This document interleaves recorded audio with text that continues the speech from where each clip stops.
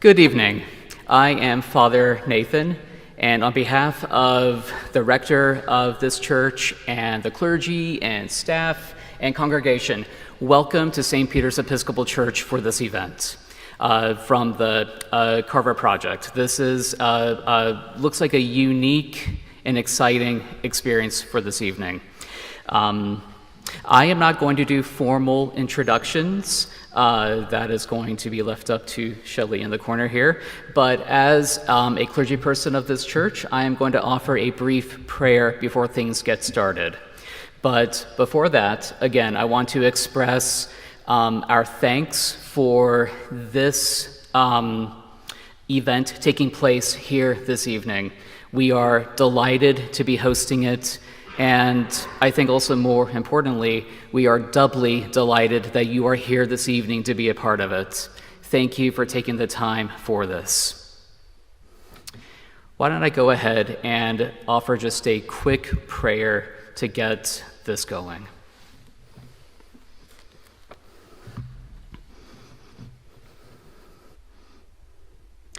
Lord, let us love this world into being. Even as you, God, in the infinite poetry of your thoughts and the inexhaustible joy of your love, spoke a universe into existence, into life, into the complex motion of its myriad particulates, so grant the grace that we may trace by our thoughts and words the echoes of those infinite patterns of your creation. This we ask in the name of your Son, Jesus. Amen. One thing that I will say before Shelley comes up is that on the back of your program, there are some service times for what we do here. And one thing that I don't think is noted on here is that Sunday evening at 5 p.m., we have a unique service that we will be offering called Lessons and Carols. This is a service that has its roots in England and happens normally closer to Christmas, but this service of Lessons and Carols will feature scripture readings, but interspersed between them, anthems and carols that will be performed by our choir and organ music from our choir master. It is, if you're not really a churchy person but you love music, this is a good thing to come to. So please bear that in mind. 5 p.m. Sunday, this coming Sunday, where the story of salvation will be said from the Word, but the music will be an amazing expression of art as well. So with that, I would like to welcome Shelley to give the more complete introduction to this event. Thank you. Thank you so much. So great to have you all with us, and thanks Father Nathan and to St. Peter's. Also thank you to Connor, who's here, who's done a ton of work to help us get organized for tonight. If you've never been to a Carver Project event, maybe I would just tell you briefly that our mission is to empower Christian faculty and students to serve and connect university, church, and society. We are delighted to offer public programming, 2 or 3 of these events per semester at different church partners. St. Peter's Episcopal is one of 11 local church partners that we're delighted to have support the Carver Project. A couple of things to orient you about tonight. One is your program is got great information, but it also has a QR code at the bottom, and this is where you will submit your questions as you think of them. Maybe you already have some for these 2 amazing poets, but you'll scan this with your phone. If you go to your camera app and just take a picture, it'll take you, it'll highlight a link, and you push that with your finger and you can type in your question. I'll be monitoring those during the conversation, and then at the end we'll bring your questions forward to the group. So we'll handle questions that way. So don't forget to ask some. Otherwise, you get to hear my questions. I think you may have seen the book table when you came in. We have a great selection of books by both of our esteemed guests tonight that will be available after our presentation tonight. Downstairs, we'll have a little reception in the undercroft, which, if you don't know, means basement. But it's beautiful, and so we'll be set up down there with cookies and coffee and water and books, and Marilyn and Christian will be signing their books as well. So please make sure to stay after for us for that reception, to mingle a little bit and to have your books signed. Okay, so without further ado, I'd like to invite our guests to come forward, and I'm going to introduce to you Abram Van Engen, who is Carver Project's Executive Director. He is the Stanley Elkin Professor in the Humanities at Washington University in St. Louis. He also chairs the English department there and is a Carver Project Faculty Fellow and our Executive Director. He'll be moderating tonight's conversations, and we'll introduce our guests to you a little more completely. So if the three of you would come forward, that'd be great. That's us. Yeah. Well, thank you all for being here. It's a real pleasure to have Christian Wiman and Marilyn Nelson here. My job is to formally introduce them. There's a program that gives you a formal introduction, which you can read on your own time and which I'm not going to read to you. But basically, it tells you what wonderful people they are and all that they have done and accomplished. And the thing to know about them is that they both basically carry around with them a trunk full of awards and medals and honors in poetry, including Lifetime Achievement Awards. Marilyn's got 20 books. Christian is close behind with about 14. And all of these books are well worth your time. So that's what I'm going to do and leave it at that for introducing who these wonderful speakers are.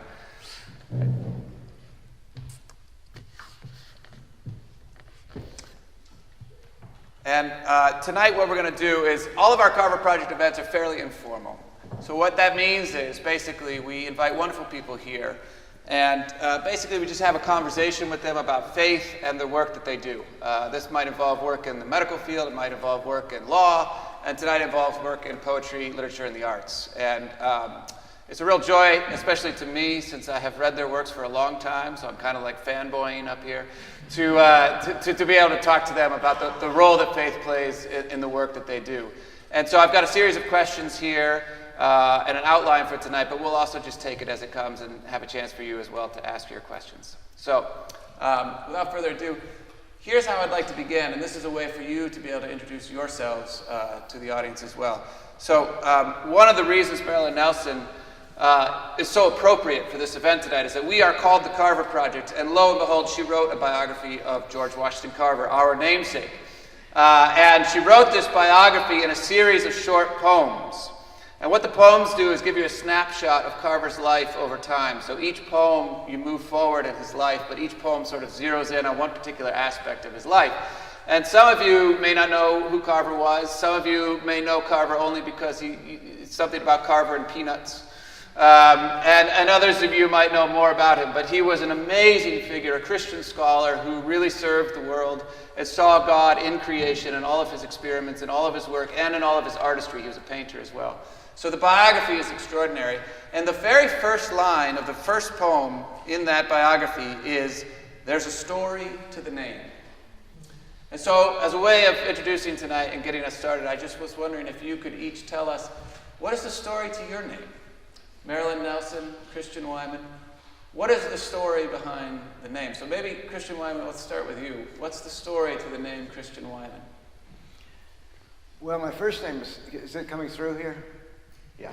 My first name is Paul. So but I've always been called Chris or Christian. My family actually calls me Christian. My friends call me Chris. I don't really know anything about my last name, so that's not interesting. So, but I would say they clearly had some sort of designs on me when I was young, calling me Paul and Christian. And I think they made that known when I was a kid, and it played out, much to my chagrin. It played out just the way they said. I had a conversion experience, and I am a Christian, so there you go. Good luck. Be careful what you name your child. Yeah. Marilyn. May I first? Oh, it's on. I think you. Maybe Are you all hearing her okay? Are you? So I turned it on by accident. I don't think my name story is particularly interesting. My family keeps names alive for generations, and I am named Marilyn Ray for two grandmothers, Mary and Ray. And when my mother was angry, she called me both of those names. But I've always felt this as a kind of a responsibility to carry the family forward. I wanted to ask you both a question about other lives and life stories that have mattered to each of you. And to just stick with Carver for a second here. Because obviously it's the Carver Project. You wrote a biography of Carver. And this morning you were talking a little bit about your turn towards writing on Carver and how you came to write on Carver. I wonder if you could just share a little bit how it is that you came to write about George Washington Carver and what the writing of his life meant to you or did for you. A shorter version of the story. I think I told the long version this morning. I had spent a year or two writing about evil and writing about how theology approaches the issue of evil. I had consulted a couple of friends who were theology professors, and I was really deep into this issue, which was incredibly depressing. And I finally decided that I had to call an end to it because there is no absolute answer to the question of evil. And it was clear to me that no matter what limitations we think we are imposing on human evil, there is always some human being who's willing to go beyond that to the next phase.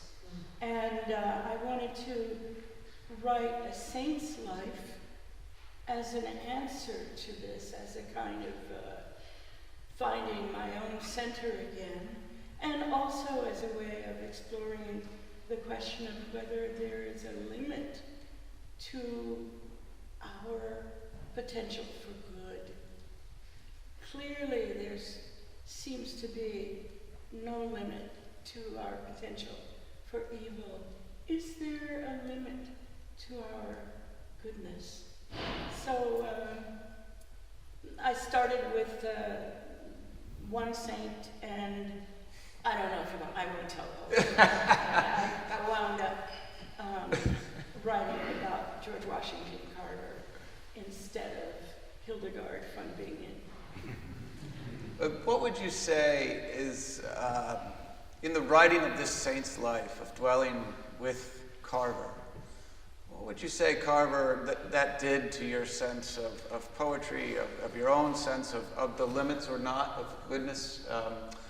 What did dwelling with this saint for so long do to you or mean to you? And what does Carver have to teach us today?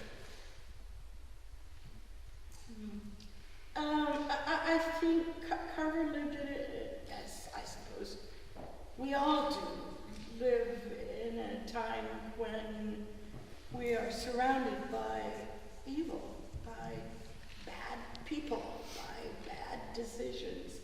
And Carver's approach to all of these things was always to find the path of love. In some ways, he was a kind of a forecaster of the theology of Dr. King and other leaders who teach love and pacifism instead of retaliation. There were several specific incidents in his life when he loved people who were blatantly racist. He offered them love as a way of conversion for them, and I hope that's enough of an answer. Chris, with you, I was thinking of a life of a poet that has mattered to you and that you've translated, Osip Mandelstam. And I wonder if you could say a bit about who he was, for those who don't know, and what drew you to his life and work, and why you spent time translating his poems and bringing them out. Yeah, Mandelstam was a Russian modernist poet, and I came to him, when you're young, at least this is the case for me, I think it's the case for a lot of poets, you have a kind of predatory instinct as a reader. And you read things for what you're going to get out of them. What can I learn from this? And also there's a kind of competitiveness. How can I be better than this? And as I have gotten older, that changed to my reasons for reading became much more sympathetic. And I read to connect with people, and that's often the main reason. My wife was reading Mandelstam, and as is often the case, I follow along in her wake like a little duckling. And it's true. And I wanted to be able to have a conversation with her. And so, I had read Mandelstam, but in all honesty, I hadn't responded to the poems. His prose I had responded to, but the poems seemed to me badly translated, flat. So at the same time, I met the poet Ilya Kaminsky, just by chance, and he and I really hit it off. He sent me a Mandelstam poem and said, see what you can do with that. And so I did, and we were off, and it was just this explosion in my life, this great gift of grace. I was very sick, and so I was in bed, but I had full concentration. And our twins were 1 year old, and so sometimes I would do those translations holding them in my arms, both of them, in my arms earlier in the morning, and I was so enraptured by this that I had no problem writing with them right there. Mandelstam was a Russian modernist. He was Jewish. He converted to Christianity when he was 18 or 17, but a lot of Jews converted to Christianity at that time and place because they couldn't get jobs otherwise. They couldn't attend university, they couldn't get translation work, which is what he did, and so they would convert, it was just a paper thing. But for Mandelstam, it seems to have been more serious. He became obsessed with Christ and was clearly important to him his whole life, though I do not think that he was necessarily a Christian or remained a Christian. I do think Christ meant a lot to him. He was part of the Russian intelligentsia that supported the revolution, but then quickly saw what the terror that it had become, and then denounced it, and he got caught up in Stalin's wrath. And famously, that was a time in Russia when poetry so saturated the culture, and people knew it so well that they could often hear a poem once and memorize it, and it was written that way, and it was very rhymed, very metrical, and written in a way to be memorized. And he himself had that gift. He could hear a poem once and then remember it. He wrote a famous epigram to Stalin, it's called, and one night at a party he recited it, and it was just making fun of Stalin. It said he was a pig farmer, he had a cockroach mustache, and just made fun of him. And someone there had this gift of memorization, took it to Stalin or his henchmen, and Mandelstam was done. Stalin let him live 7 years. No one knows why exactly. There's a lot of famous stories involved in that. But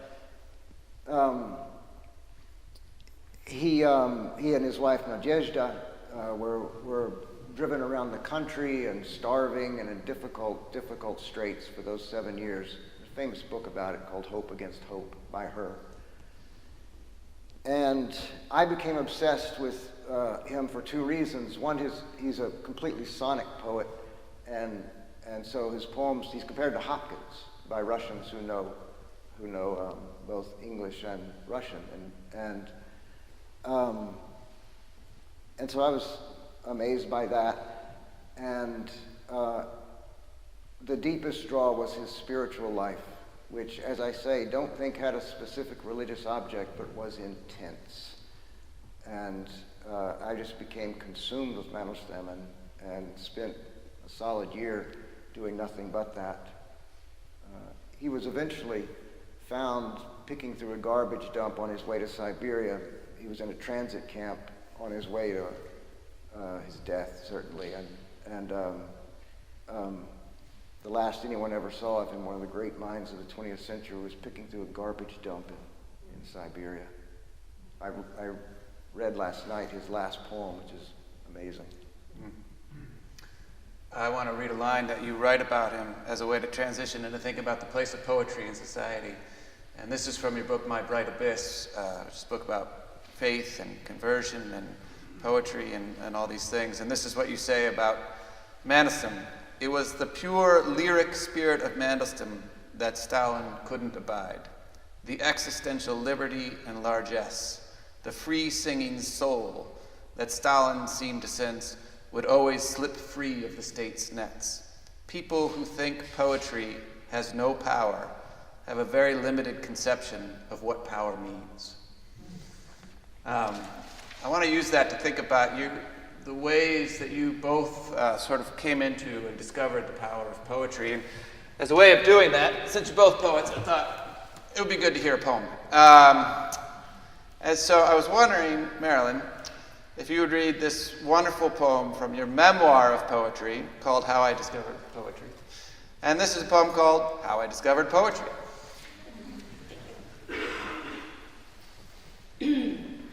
Well, I will read the introduction. This took place when I was in about 7th grade.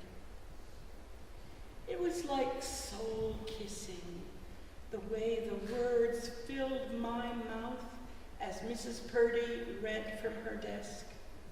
All the other kids zoned an hour ahead to 3:15, but Mrs. Purdy and I wandered lonely as clouds borne by a breeze off Mount Parnassus.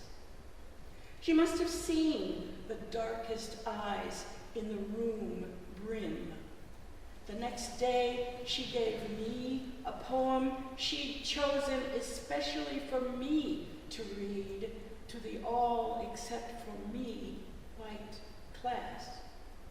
She smiled when she told me to read it, smiled harder, said, "Oh, yes, I could." She smiled harder and harder until I stood and opened my mouth to banjo-playing darkies, pickaninnies, disses, and dats. When I finished, my classmates stared at the floor. We walked silent to the buses, awed by the power of words. So just so folks can catch what's happening in this poem and make sure that we're all on the same page. This is a woman who's seen your love of poetry and asked you to read what is essentially a very racist poem to this all-white class, in which all of the language in it, all the imagery in it, and the dialect of it is essentially racist. Yeah. Yes, I think some people misread the poem as being a description of a teacher's doing something positive and sensitive. And I think that's because now there is an African American poetry which this teacher could have suggested, but she was choosing a poem from an earlier tradition which was called the plantation tradition that was from about 1880 to maybe 1930s. people who were trying to, white writers who were trying to resurrect the glory of Southern culture. And that's what she asked me to read to this class. So it's become something of a controversial poem. I occasionally hear from teachers whose students see what I'm intending, but the teacher doesn't. And they ask me to write to them so that they can explain how wrong their students have. I mean, one of the things I love about that poem is that it describes poetry's power in two very different ways. Where it begins is with the power of words that have already transported you. I mean, that's why she was going to have you read to the class. There is this power of poetry to bring you somewhere. And by the end, the words have a very different kind of power. But they're powerful all the same. And I think it's a great poem for thinking about the different ways that poetry works in the world. The power of it doesn't go in one direction only, just towards wonder or something. It also can go towards hurt or challenge or in all kinds of ways.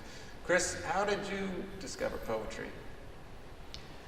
Well, I grew up in a house without books, and I certainly had no sense that there was a living poet. But I grew up in the church. And so I grew up with hymns and scripture. I mean, the Bible, as I was saying at lunch today, is the Hebrew Bible is 1/3 poetry, so you get it there. I would write these little rhyming things when I was a kid. And actually, when I was very young, like 7,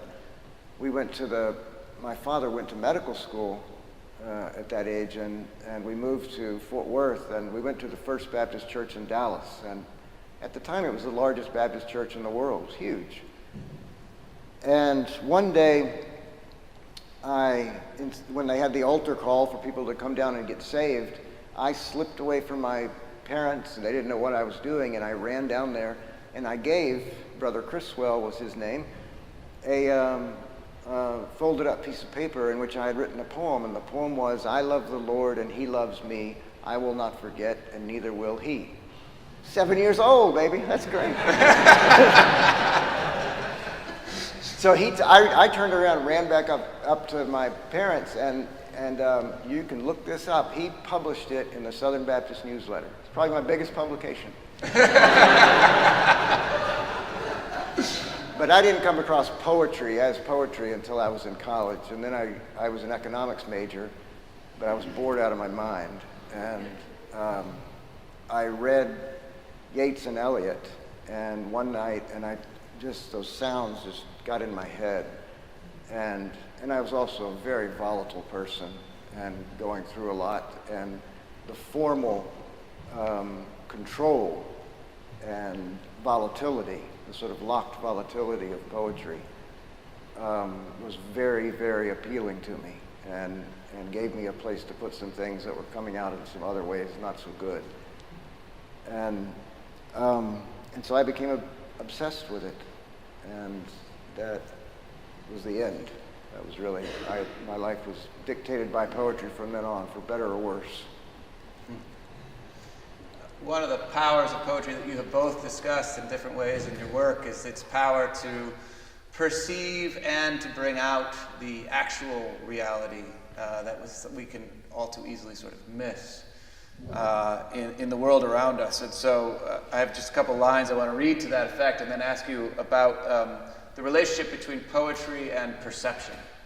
So this is a line, again, from the Carver book, which I just love. But Marilyn, you write in this poem called Ruellia noctiflora, a poem about this plant. The last lines are these. Where he pointed, Carver, where he pointed was only a white flower until I saw him seeing it. So it's the way of Carver's perception that is spreading to others. What Carver sees is not obvious to others until Carver sees it, they begin to see it too. And Chris, you've said similarly that great poems are not discovering the extraordinary within the ordinary. They are, for the briefest of instants, perceiving something of reality as it truly is. I wonder if you could both just say a word about what you see as the relationship between poetry and perception, or perceiving reality as it truly is. That's for either of you to begin.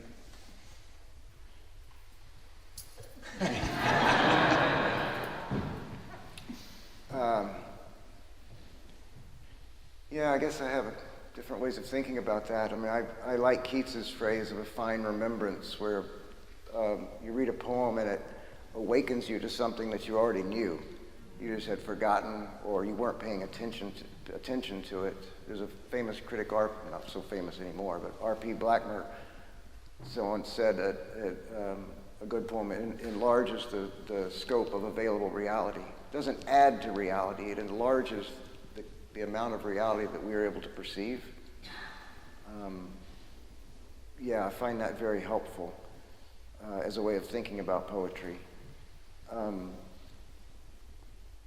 Yeah, maybe that's enough for me. Marilyn? I'm very sorry. My brain is getting old and I have a hard time remembering things. But one of the reading experiences that I'm going back to now is, I think, Millet, Renaissance. Was it Millet? It's a poem. That's her poem, yeah. She's lying in the grass looking at the sky and says the world spreads out on either side, no wider than the soul is wide. Can I remember that? Yeah, that's right. And I can't do it. above the world is spread the sky, no higher than the soul is high. I think I remember the right poem. In any case, I remember reading this in Maine when I was in 6th grade. And I really remember the experience of reading this specific poem and having it open my eyes to the world around me. It was just the ordinary world, the earth, the sky that I was seeing every day. But her poem gave it to me in a larger way, in a way that I've carried with me all these years since I was 12. That's a long time. And it's happened that there are other poems that have showed me how to perceive the ordinary. I could, if I had an hour and a half to daydream up some of the titles or some lines from these poems, I could probably come up with them. But I think the gist of what I have to say is that experience has showed me that poetry has a way of making us see things. Here's another one. There's a terrific poem that appeared in the New Yorker years ago, probably 25 years ago, by Michael Dennis Brown, who was one of my teachers. It's called The Fox. And it's a description of seeing a fox, driving a car, seeing a fox, that's it. And yet the poem goes on to say that since seeing that fox, every time the poet drives past that spot, he sees that fox again in his memory. That fox has taken on a kind of immortality in his mind because he's seen it and written about it. And after reading that poem, since reading that poem, I have spots where I've seen foxes stay with me because of that particular poem. There are places I drive past and see, oh, that's the place the fox stopped and looked at me.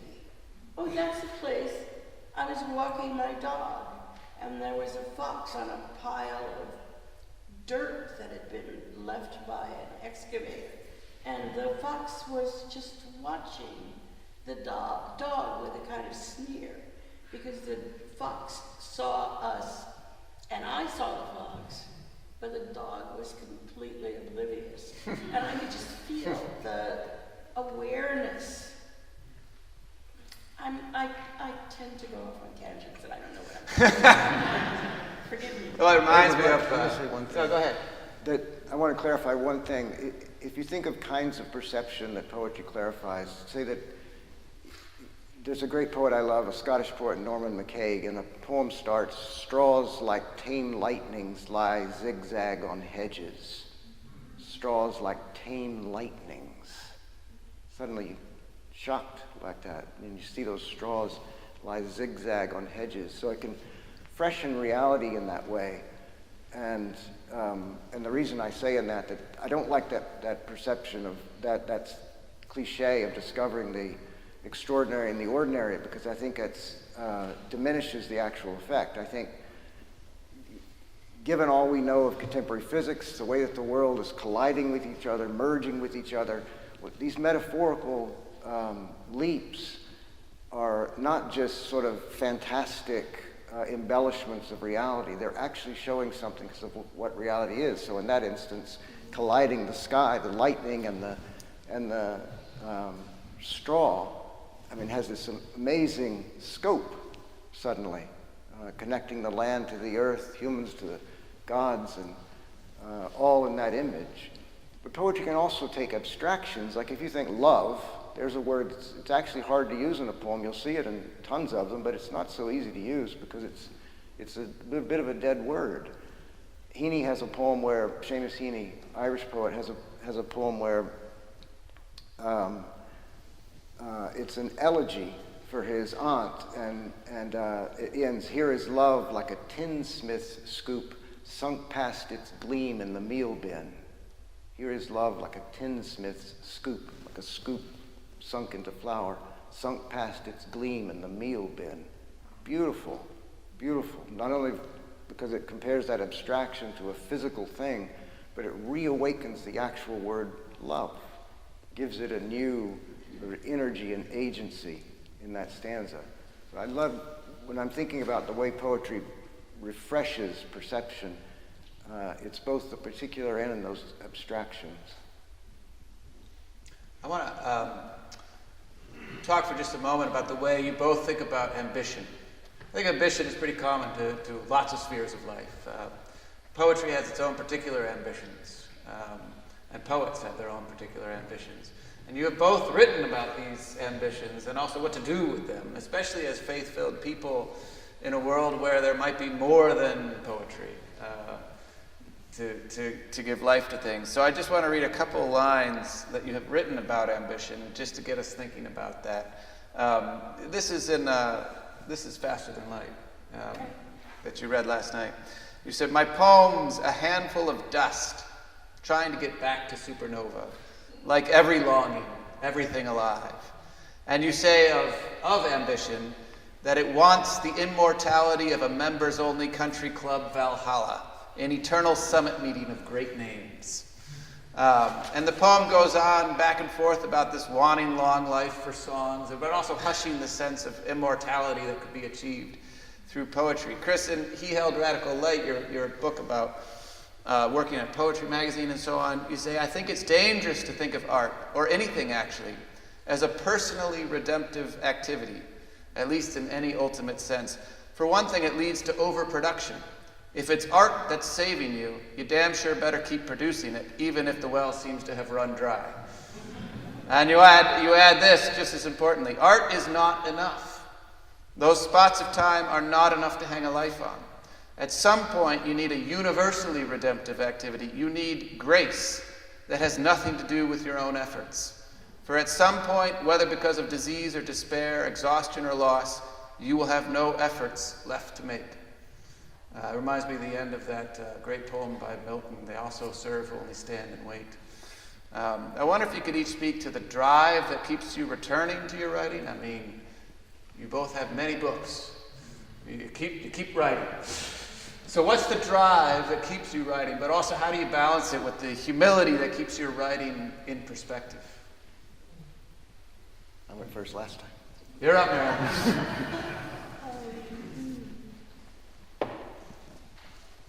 Well, you've quoted read my attempt to talk about that.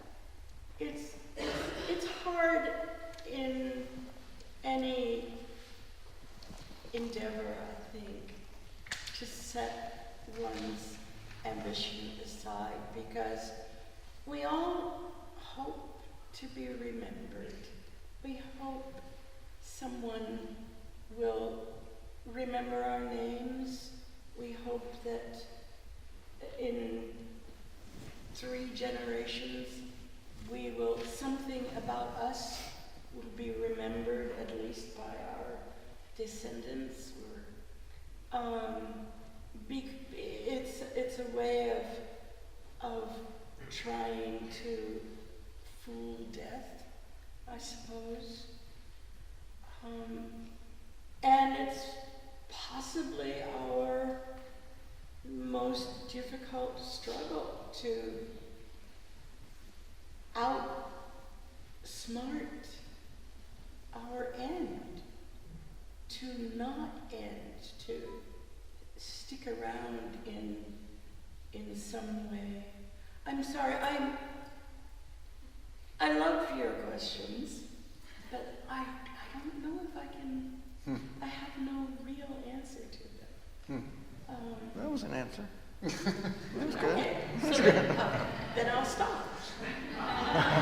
Maybe give you a board to dive from.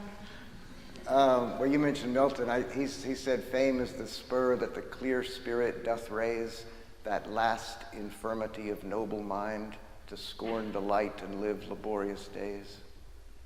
So, the clear spirit, he links fame as a kind of noble ambition, but it is an infirmity, that last infirmity of noble mind. So it's both in that instance. Sure, we all want to be remembered. I think you want to. I always wanted for the dead to make a place for me. It's not necessarily projecting forward. Paradoxically, I want to be recognized by the dead. I want Yeats and Eliot and Milton to scoot over a little bit on the bench and make a place for me.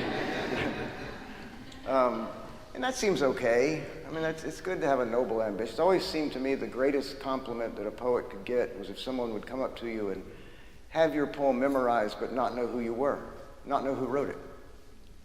But they just had the poem memorized. That seems to me the greatest compliment you could ever get. And freedom, because the poem itself has done it. You're not involved. You're gone. And and so I think there's always this tug between the ambition for the work and trying to maintain some humility in the world. Those are not the same thing. The kind of ambition that wants to win the Pulitzer Prize, that is not a noble ambition. We all have it, but it's not noble. I mean, it's not noble. That's more than an infirmity. That'll kill you. That kind of thing is because you're feeding a hunger that is not finally able to be filled. You get one thing and you want the next. You get another. It's just endless. And I think we all have that in some way in our lives, wanting some kind of validation that is just endless. But the kind that Milton was talking about, the kind that Marilyn was talking about, that seems to me forgivable, at least.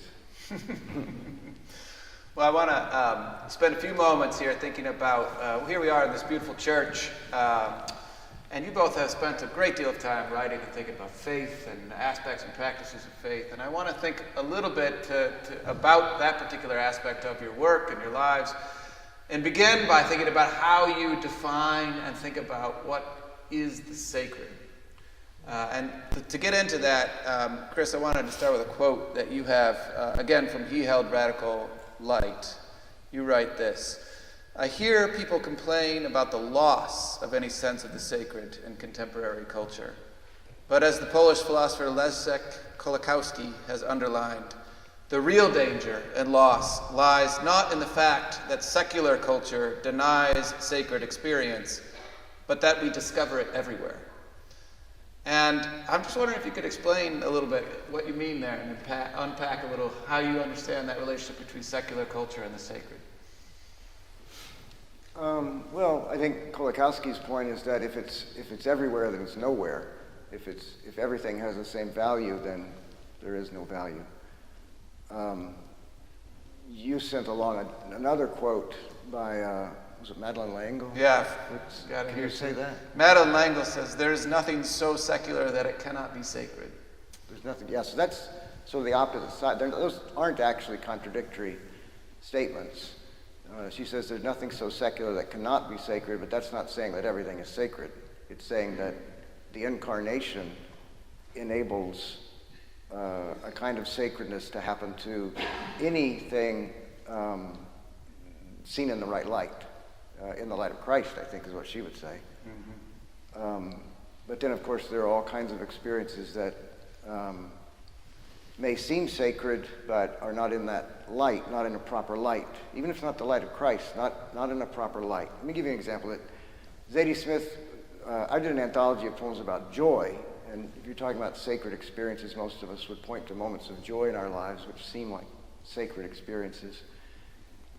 She wrote an essay. It's a wonderful essay. She's a great writer, very funny and smart, and she was contrasting joy and pleasure, and she said that if she looked back, she'd had maybe 6 experiences of joy in her life, and she goes through what they are. They're to do with love and birth of a child and drugs, ecstasy, and then she wonders, well, was that joy? I'm not sure, maybe not. She kind of talks about, waffles a bit on whether ecstasy was, finally decides probably not. And then at the end she says that if an angel came to her and asked, would she like another experience of joy, she would probably say no. She's a great connoisseur of pleasure, all kinds of pleasures. But she found the experience of joy disabling. And it kind of cast a light on the rest of her life. And the contrast was not pleasant. And I thought when I read that, I know what she is referring to. And I think it's because joy asks something of us. What makes an experience sacred? It's what comes next. Richard Wilbur has a wonderful poem about St. Teresa where he talks about her vision, and then the second part is, visions were true, which quickened her to run God's barefoot errands on the rocks of Spain beneath its beating sun, and lock the O of ecstasy within the tempered consonants of discipline. So what's a true vision? One that leads to action in that poem. Lock the O of ecstasy within the tempered consonants of discipline. What makes a moment of joy? Jürgen Moltmann, the theologian, says that compassion is the other side of joy. That after an experience of joy, it should increase our compassion. So I think, yes, all of these experiences can be sacred, but you can sort of tell whether they are or not, but what happens next? How do they play out in a life? I wanted Marilyn to read this poem because one of the ways of thinking about this, you have this figure, Abba Jacob, who's this mystic, an actual person that you know, a mystic, and he's lived as a hermit in Mauritius for 20 some odd years now. And you write a series of poems about him, his reflections. He's a sort of mystic saint who's got all these wise sayings. But what struck me reading this whole series of poems is just how funny he is over and over. And so I wanted to think a little bit about the role of humor. And sometimes we think the sacred, it's got to be ponderous, it's got to be weighty. And what struck me about Abba Jacob is just kind of how funny he is all the time. And so I was wondering if you could read this poem called Clown Nose, which is about Abba Jacob. And there's a very serious conversation that happens in the middle of it, but it's the ends of it that are about the clown nose. So if you could read for us. This is a slightly longer poem. Okay, I will just read it. Clown Nose. After their afternoon walk to the sheepfold, this is, it takes place at his hermitage in Mauritius, where he raises sheep and vegetables and stuff like that. After their afternoon walk to the sheepfold, Mama waited on the stone wall.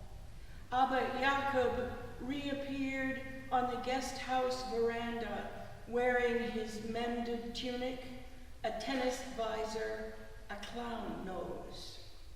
He led the dogs in laughing zigzags on the grass, then sat at her feet, twirling the clown nose in his fingers. Abba Jacob said, in a monastery, they still use the discipline. You could sign out a hair shirt or a little whip. I tried it once or twice. It never did anything for me. But a couple of the novices whipped themselves every night. They'd obviously never read Freud. One of the brothers had an old leather suitcase he used to cover with a blanket and whip past midnight, moaning. Several men have wanted to join me here, but I turned them all away. I don't think they were cut out for it. The solitary life can be difficult. Each of them insisted he felt called, and I'm sure they were. But the call isn't to a specific life. It's to the absolute. Everyone gets that call. Answering it doesn't mean you have to renounce the world and live on one bean a day. All you have to do is seek to see clearly, to see reality. And the ultimate reality, of course, is God. Abba Jacob fell silent. He put on the clown nose, hopped up, brushed off his white skirt. I think one of the things he's talking about, one of the things he does with his life is to try to be the holy fool, to not take himself seriously, to be a fool. He's served masses wearing a clown nose. I think one of the things he's saying is that choosing to serve or to see the absolute doesn't necessarily require one to turn away from the ordinary.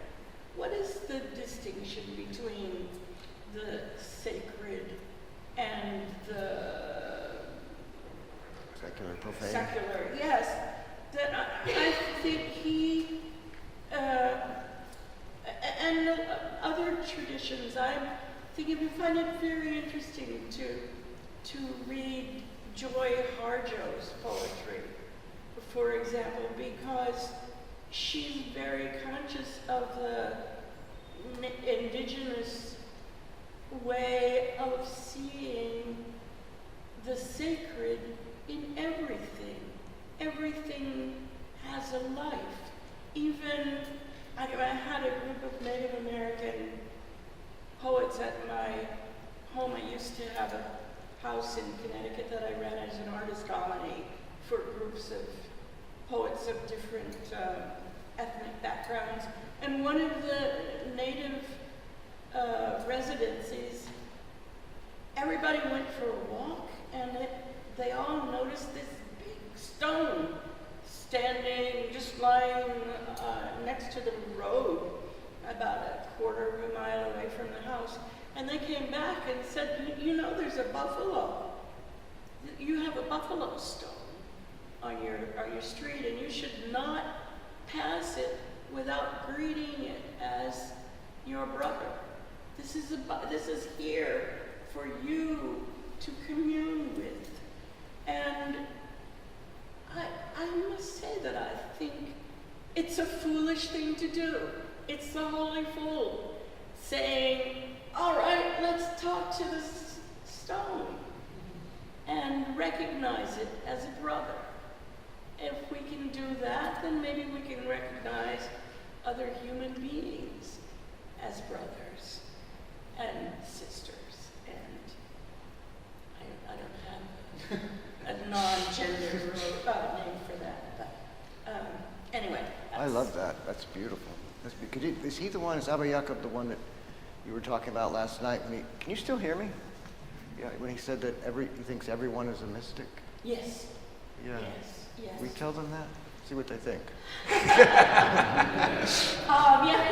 He just doesn't understand that everyone doesn't recognize this in themselves, that everyone has the capacity of going beyond what we think of as ordinary experience and to see the absolute in the ordinary experience.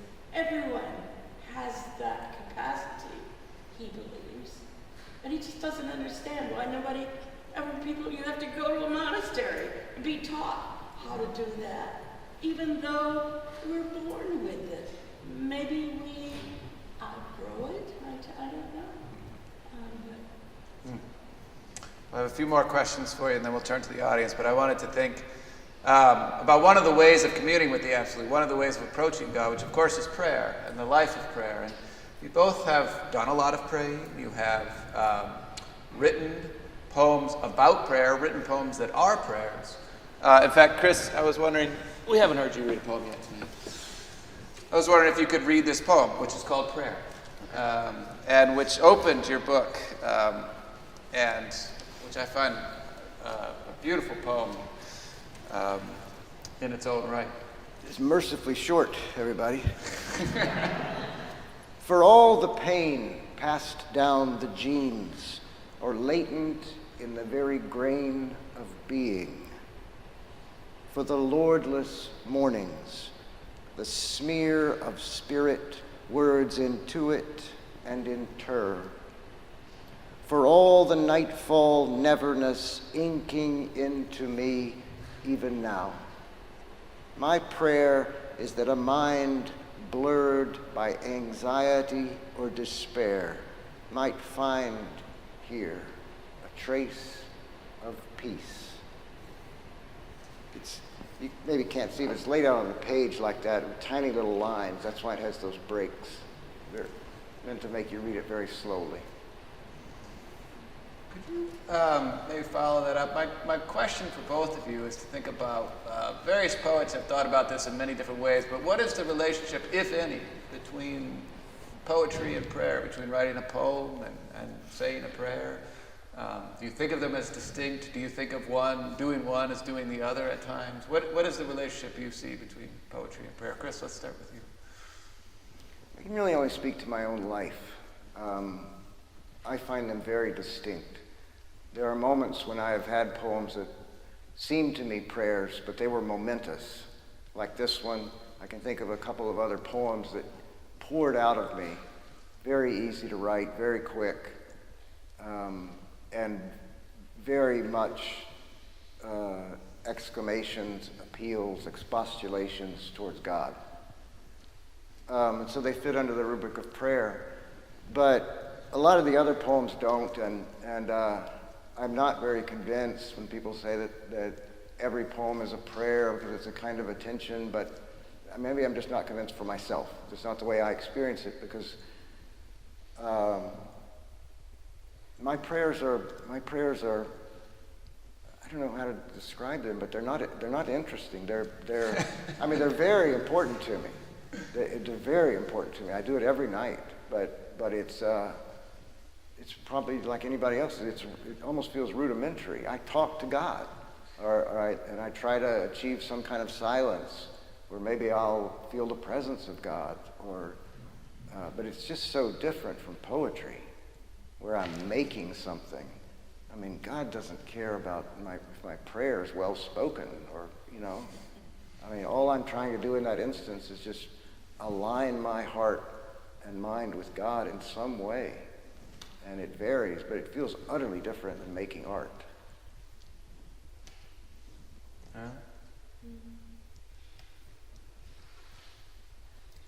I think of prayer as not speaking to God, but as listening. And it means that if I come to some awareness at any time, that I can just be quiet and listen. And sometimes that listening leads me to a kind of clarity or a kind of perception. And sometimes it leads to a sense of being held. And I have a friend who is a minister, who once told me about a retreat he went to in which they discussed prayer, and he left the discussion and went to his room in the retreat center and lay on the bed trying to pray. And he suddenly heard the words, "Be quiet and let me love you." And I think it's that we need more and more to feel, to just listen to. I don't know, I think very often about how much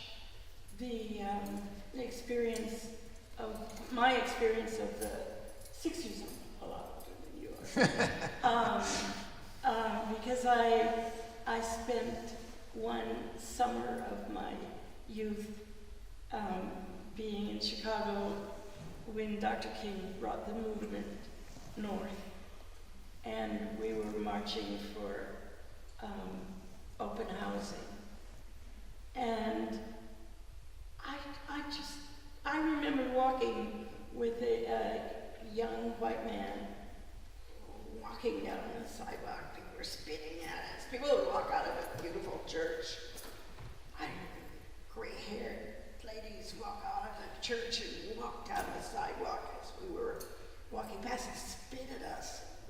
Said just the most vile, ugly things. And I asked this young man, what was it in your life that brought you here?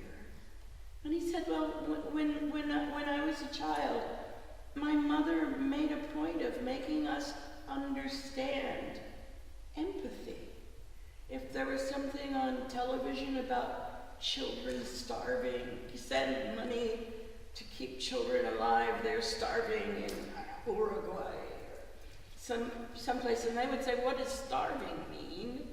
And she would say, I'll show you tomorrow. Tomorrow's Saturday, and I'm going to show you what it means. And in the morning, there was no breakfast.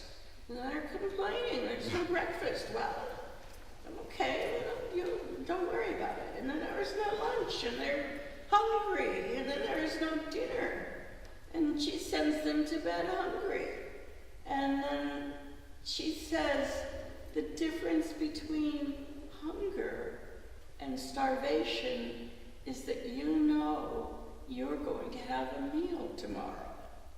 These children don't know when they're ever going to eat again.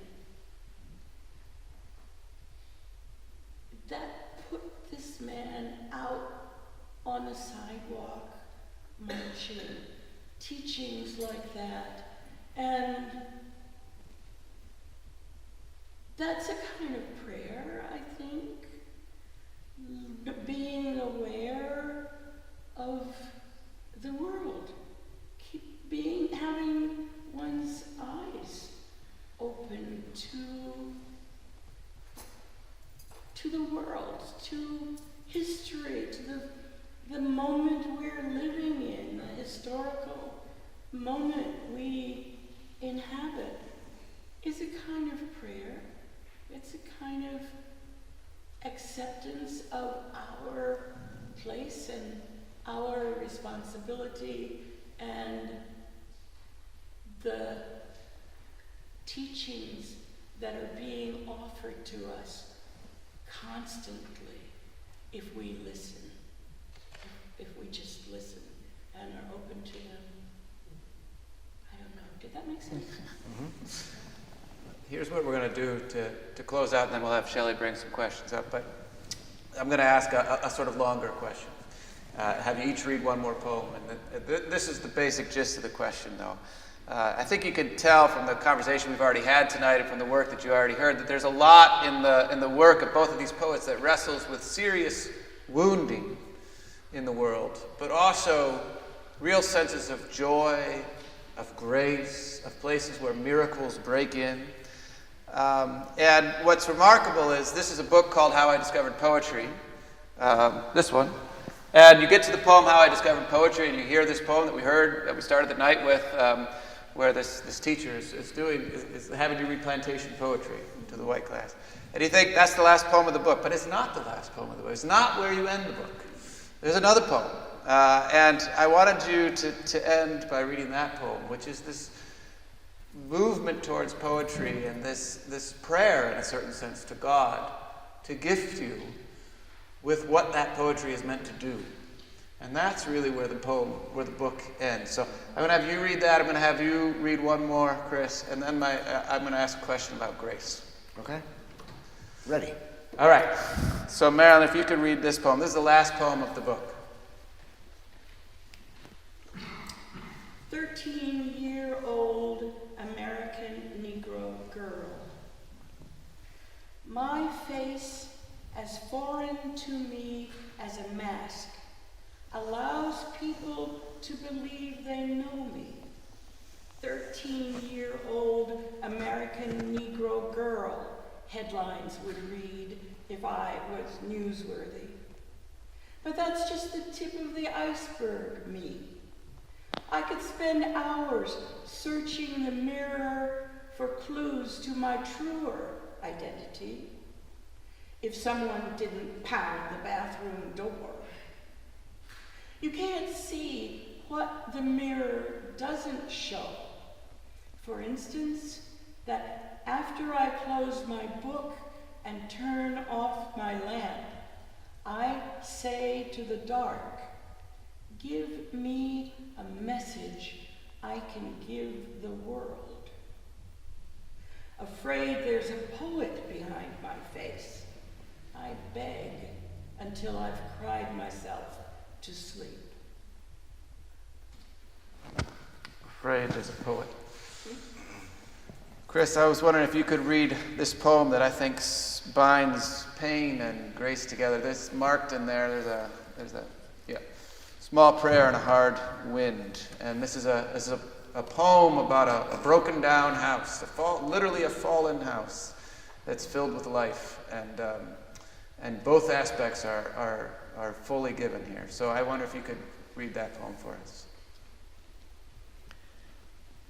as through a long abandoned, half-standing house only someone lost could find, which, with its painless windows and sagging crossbeams, its 100 crevices in which 100 creatures hoard and nest, seems both ghost of the life that happened there and living spirit of this wasted place. Wind seeks and sings every wound in the wood that is open enough to receive it. Shatter me, God, into my 1,000 sounds. They're both poems that are basically prayers on the cusp of poetry. And here's my question to both of you. Chris, in My Bright Abyss, you said to experience grace is one thing, to integrate it into your life is quite another. And I wonder if you could each share a little bit, whether about poetry or anything else, any other aspect of your life, how do you integrate grace into lives in this all too fallen world? What does that look like for you to integrate grace either into your poetry or into your lives? Chris, you start us off. I just noticed on the opposite page here, I have a couple of answers, I guess. But on the opposite page, there's a poem to my wife, and there's a tree caught in another tree, and it ends, a cellular stillness as of some huge attention bearing down. May I hold your hand? A clutch of mayflies banqueting on oblivion writhes above the water like visible light. So that's a poem. The poem is actually about suffering, as is the one before. Wind seeks and sings every wound in the wood that is open enough to receive it. Simone Weil said famously, time's violence rends the soul, tears the soul. Through the rent, eternity enters. So both poems are about trying to find a way to make your wounds sing. When I met my wife, this poem comes from that time, and I'm full of quotes. I'm sorry, they keep coming to me. Elizabeth Bowen said, to turn from everything to one face is to find yourself face to face with everything. To turn from everything to one face is to find yourself face to face with everything. That's what it was like for me. You turn in one direction, it opens up everything else. It looks singular, but it's really universal. And part of my life has been integrating that moment of grace into all the life that came after. How do you make that rapturous experience part of daily life? How do you make a rapturous experience of God part of daily life? It seems to me faith is partly a matter of memory, as Heschel says, being faithful to the times when we had faith. But it's been a part of my poetry as well, because I said today at lunch, to some of you were there, that there's a way in which my poems haven't changed insofar as they have similar concerns my whole life, starting with 7 years old. But there is a real way in which they did change, and for a long time the energy of my poems was downward, or the energy was loss. You know, there's a famous phrase, a modernist phrase, light writes white. If everything's okay in your life, if it's all light, then you just got a blank page. Light writes white. There's got to be some tension, some agony, something to get the words on the page for it not to be white. I was obsessed with that idea, and I thought, and I believed it. But I don't believe it anymore, and I think it's perfectly possible to write out of joy and elation and happiness, but I had to learn that, be taught it, and meeting my wife was a big part of that. But my poems changed about 20 years ago, and instead of closing off at the end and also having their energy be completely lost, sometimes it would start in loss, incurable and unbelieving in any truth but the truth of grieving. It started that way, but then it started taking a different direction at the end. It started swerving toward light, and it was not me doing it. It was not willful. In fact, I resisted it.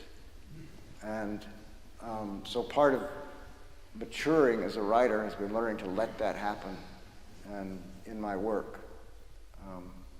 And I think that's enabling grace to have a life outside of those moments when you know you're getting grace and somehow letting it travel in the rest of your life.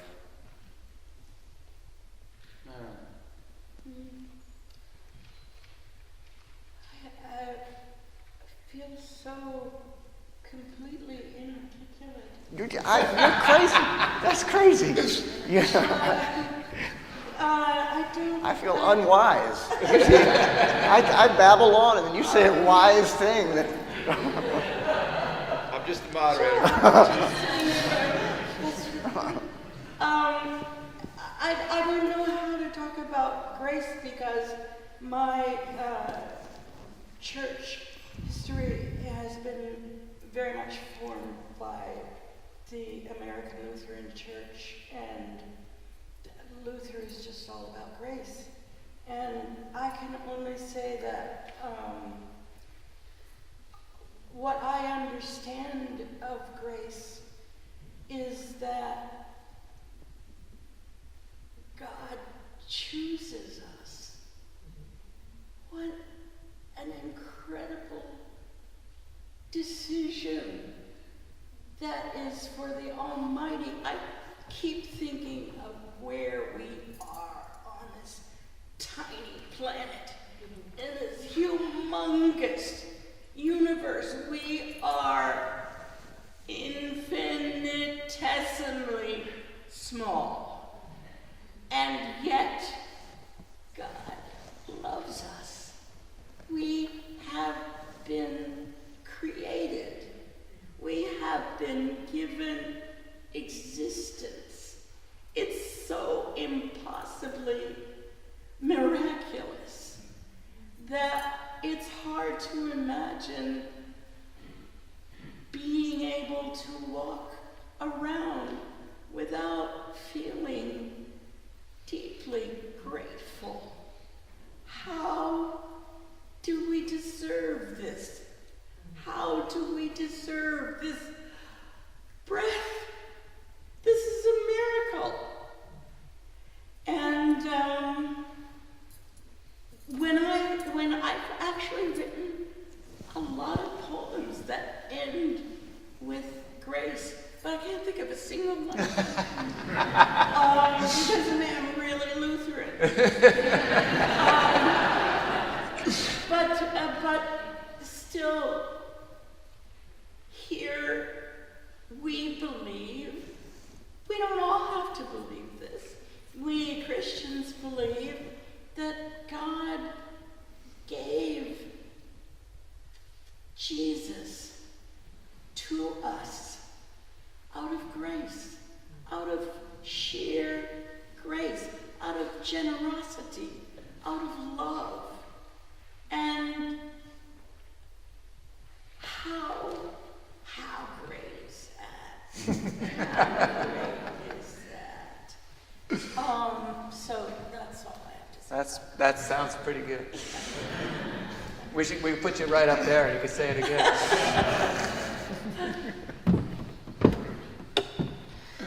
I have a few questions from you all.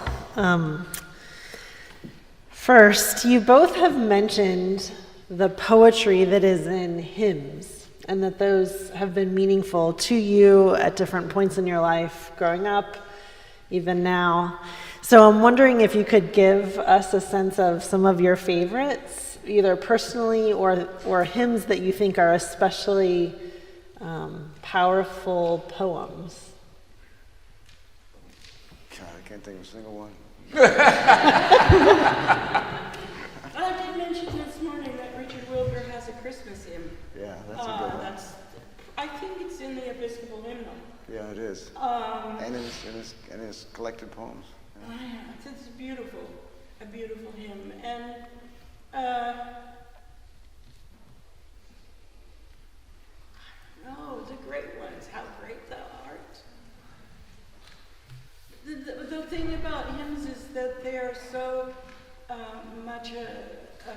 combination of music and words. I was once asked, my congregational church, I go to several churches. My congregational church asked me at Christmas several years ago to rewrite a little town of Bethlehem about Bethlehem now. And it was supposed to be Bethlehem in the political present. And I sat down to work on this. The meter and rhyme scheme of that poem is impossible. It's just impossible. It's amazing that whoever wrote it managed to get several verses of it. So it's hard to think of a hymn without thinking, sort of going through. So I can't. Some of you here tonight have been in my poetry class at church, and you'll know this trick I play on you, which is that the first day of class, if I can get you to show up, I say, how many of you have read a poem recently? How many of you read a poem in the last month or the last 2 months or the last year? And not everyone raises their hands. And I say, well, how many of you been to church in the last month or the last 2 months or the last year? And of course, everyone raised their hands. And I said, well, then you've read a poem. I think that Christians actually have a leg up when it comes to reading poetry because we do it every week, whether it's in scripture or in hymns or elsewhere. We're sort of regular partakers in the world of poetry, and I think that's a kind of meaningful practice that we should we do well to contemplate. I'll just say, I'm always moved when I often go to the services at Yale Divinity School, the chapel services, and it's an ecumenical place, and they change the tradition all the time, and sometimes there's no tradition, but every once in a while they'll have one that picks up on things that I grew up with, and so they'll have a hymn like There's a Sweet, Sweet Spirit. You might know that? Mm-hmm. Yeah. So they'll have one like that, or one, Onward Christian Soldiers. No, they don't have that. If I could just break in, are you finished? Yeah. Because Onward Christian Soldiers reminds me that I spent several years as a member of the Lutheran Church of America, ALC, hymn text committee. We were asked to remove the militarism and sexism in the entire hymnal. And Onward Christian Soldiers in the green Lutheran hymnal now is only soldiers in the first verse. We could drop them all together, but we got rid of some of them. Very hard to get rid of all of that. That's great. Okay, next question. You both write poetry, but also work in academic spaces.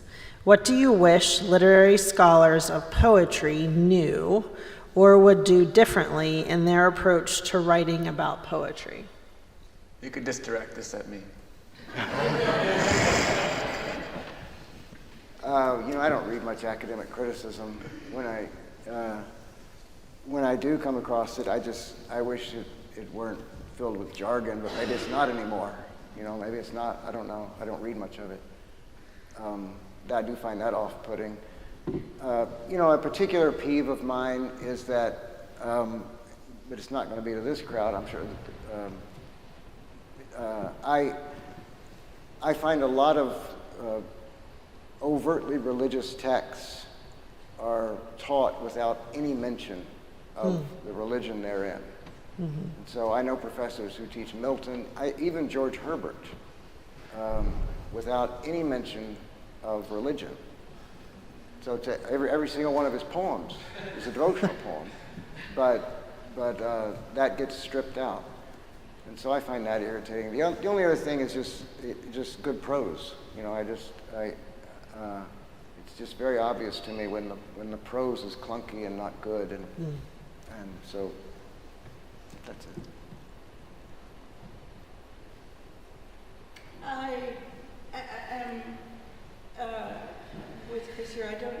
lot of criticism. But I have been in Emily Dickinson world off and on for several years, and one of the things that bothers me about Dickinson scholars is their insistence on probing through her life and finding reasons for things. Why did she write this? What relationship was going on that made her write this? And That's tedious. it seems to me to be an intrusion into the personal life of the poet, which I don't think she intended.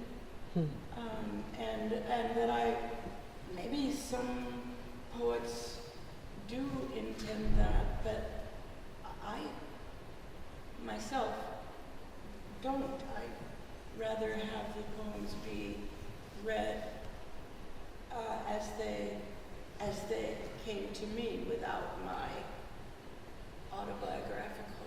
Yeah. Well, so you make up things. You make up things in poems. It's not your life just transcribed on the page. Maybe one more? One more. Yes. What responsibility does the church have in supporting the arts? Do you have any particular vision of how that might look? Or maybe an example of how it's worked especially well? Well, I find I'm impressed with Yale Divinity School and what they do in the chapel. They always have. The music is supplied by the Institute of Sacred Music. That's who pays my salary. And those are often professional musicians, and so the music is out of this world every day. But they often use poetry, also bits of stories, and art, dance. They've used all that, I've seen all that in these services. So that seems to me a pretty good model, but I just don't know how you transfer that into a church. I mean, it works at a divinity school. You have all these different people, and they're not expecting one particular tradition. But I don't really know how the church could support artists. Give me a lot of money. I was a poet in residence at the Cathedral of St. John the Divine in New York for about 12 years. And what I've seen happen there, the American Poets Corner is in that cathedral, so there are marble stones with names and dates of poets, and each poet has a line of poetry quoted, and people come there for wedding receptions or something to stand in the Poets Corner because it means so much to them. And they have a poet in residence, and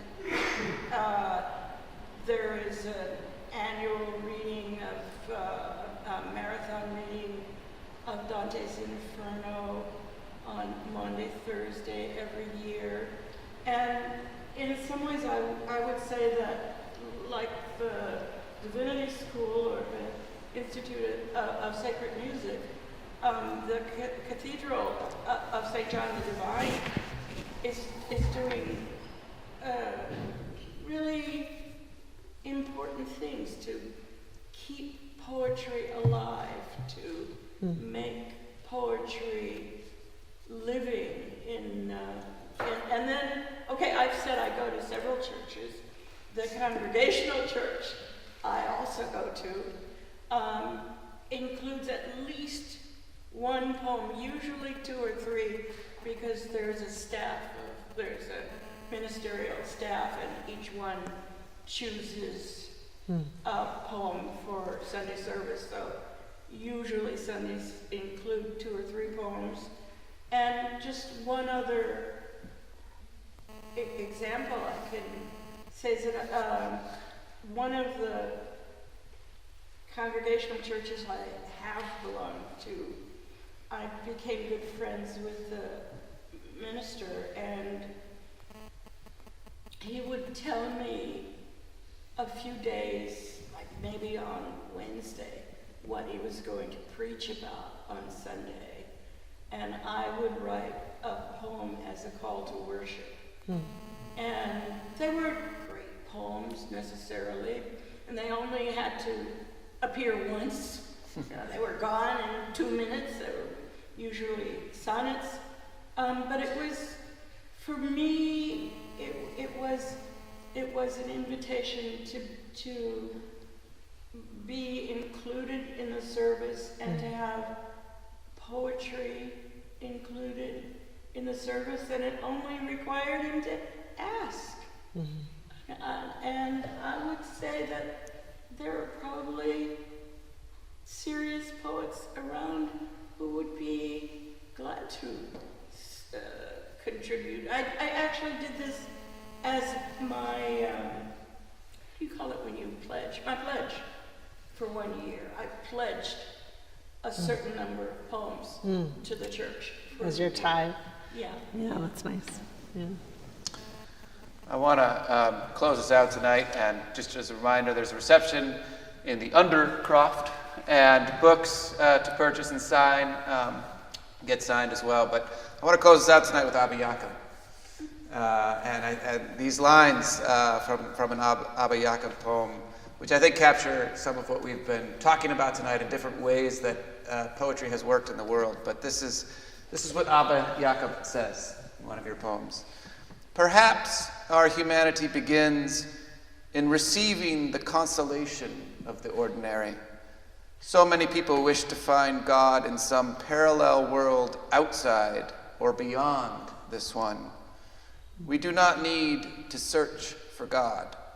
We need to be open to this world of pain and beauty.